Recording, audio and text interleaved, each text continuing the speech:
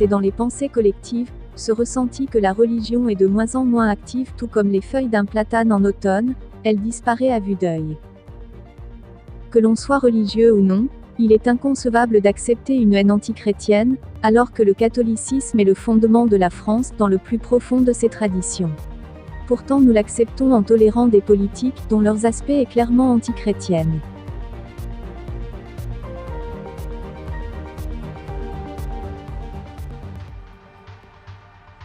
C'est à l'occasion du 275e anniversaire de la franc-maçonnerie en France. Le 24 juin 2003 que Nicolas Sarkozy, alors ministre de l'Intérieur, déclarait « Nous sommes ici en raison de l'affaiblissement de la confiance des citoyens dans l'État, et de la perte des repères traditionnels qui ont conduit des millions de Français à faire des choix électoraux dépourvus de sens. Historiquement la laïcité, c'est d'abord un combat pour la consolidation de la République contre la religion catholique, supposée monarchique. La force de la loi 1905 est d'avoir résisté à l'épreuve du temps, au cœur duquel les pratiques traditionnelles se sont effondrées. »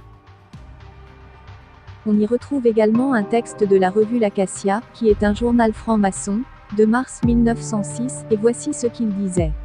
Le journal La Croix aura le monopole incontesté de la direction des catholiques, ne nous emparerions-nous pas de tout cela avec le concours des juifs, des protestants, et du gouvernement en achetant les actions.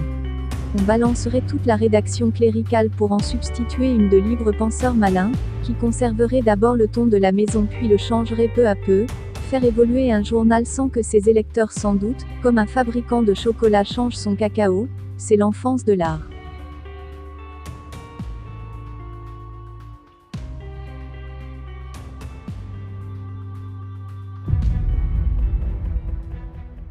Le 8 mai 2018, la police turque a arrêté 4 anciens combattants de Felak al-Rahman, et un citoyen turc, qui tentait de vendre de rares Torahs juives plaquées or dans la province de Bilecik, dans le nord-ouest du pays.